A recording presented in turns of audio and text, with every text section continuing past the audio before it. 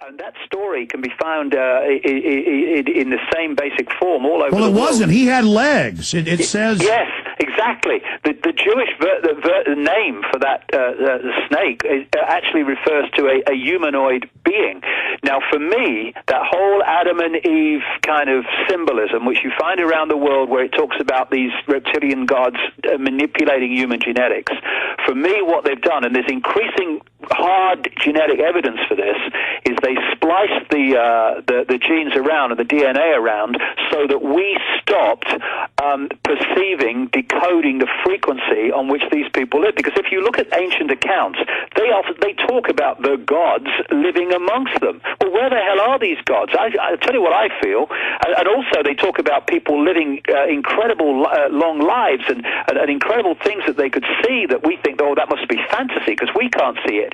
I would say very strongly, my research is moving so fast in this direction that the human form has been genetically manipulated, and we used to have far more strands of DNA than we do now, and this all relates to this junk DNA that they say they don't know what it does. Well, I'll tell you what it does.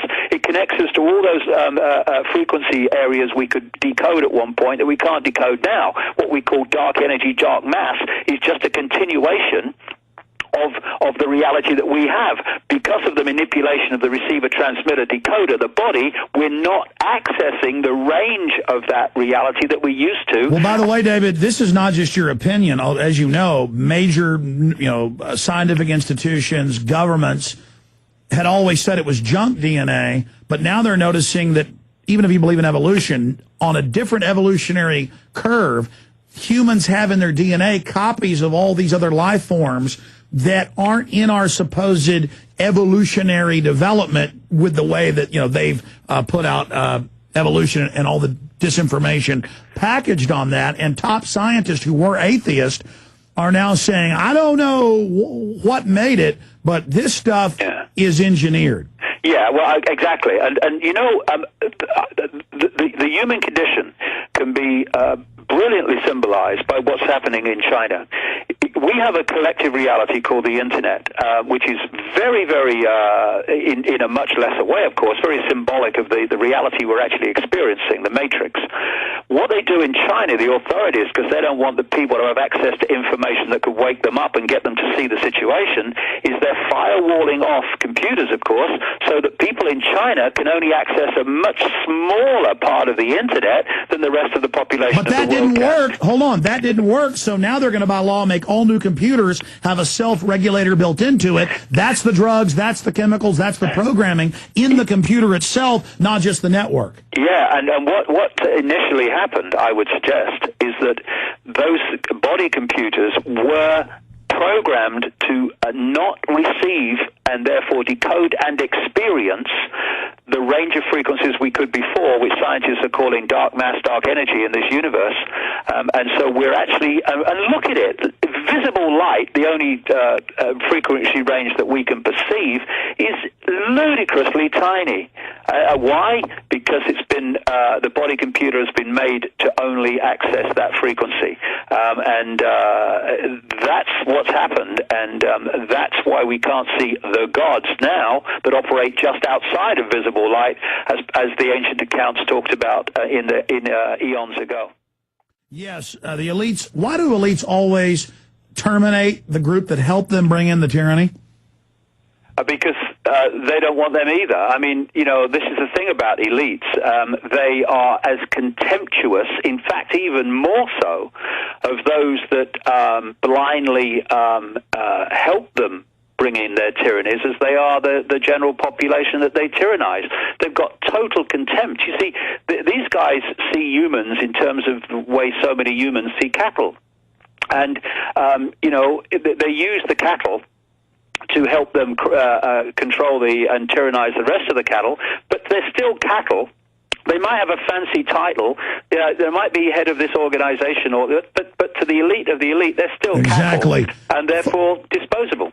Folks, do you respect a cow more or a sheep, or do you respect a grizzly bear or a wolf? Do you respect a killer whale more than you respect a jellyfish? You see, the elite respect people that fight them and resist them and know what they are. They think of And I've had globalists tell me that. A few final calls. Got to let David go in here just a minute. This is just amazing information. Do you think that, what is your perspective on that playing into the return of the Anunnaki, the gods? Like I said, I'll take the answer off. Or are the globalists going to stage a fake blue beam? Go ahead. Thank you, caller. Yeah, well, any of these things are possible. I mean, the thing is that we are not the only life species in this universe.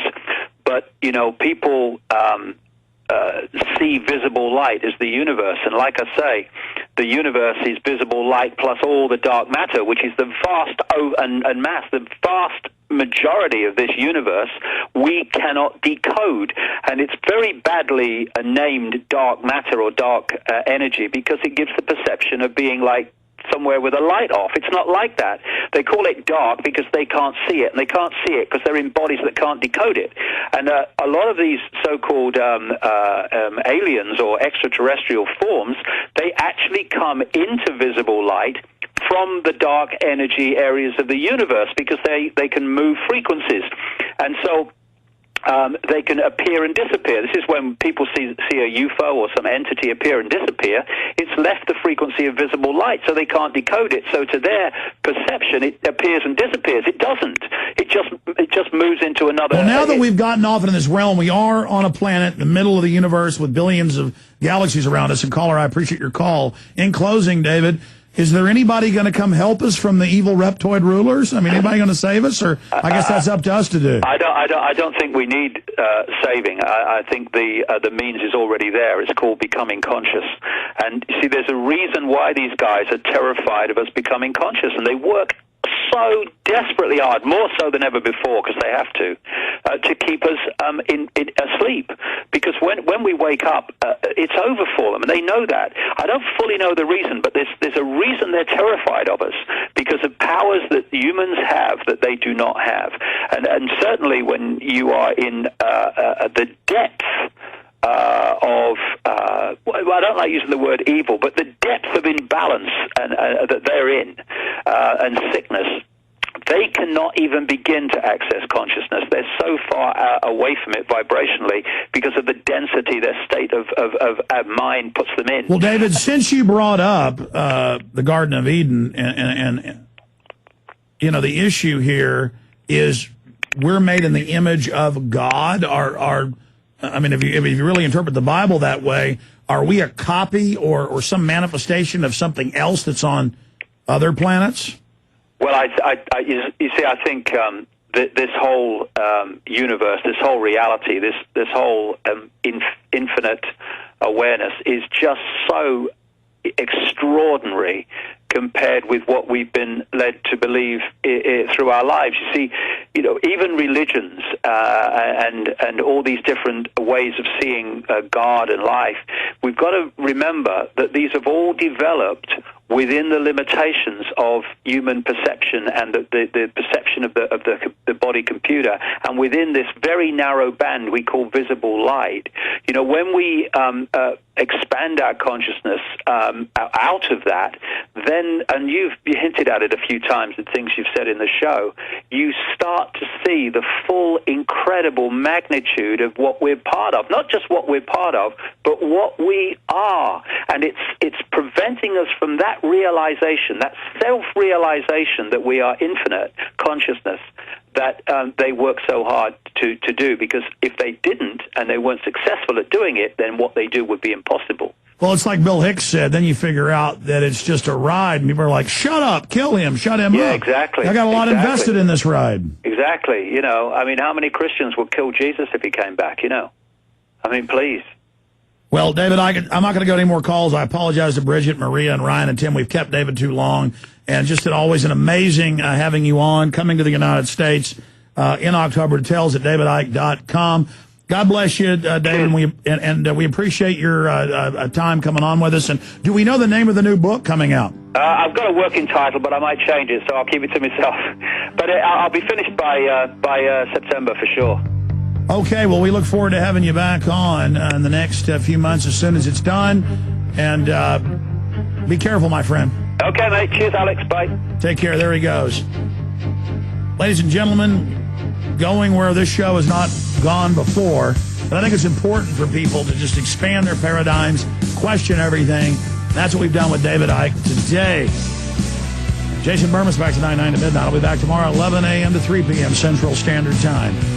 The biggest issue is all this petty governmental crap doesn't matter when you realize we're on a planet hurtling at 20-something thousand miles an hour through space, in the cosmos, experiencing. Even the limited spectrum is unbelievable. So stop feeling inadequate and thank the Creator, thank the Maker every day that you were given the gift of consciousness. Great job, crew. I'm Alex Jones signing off. Until next time, happy trails.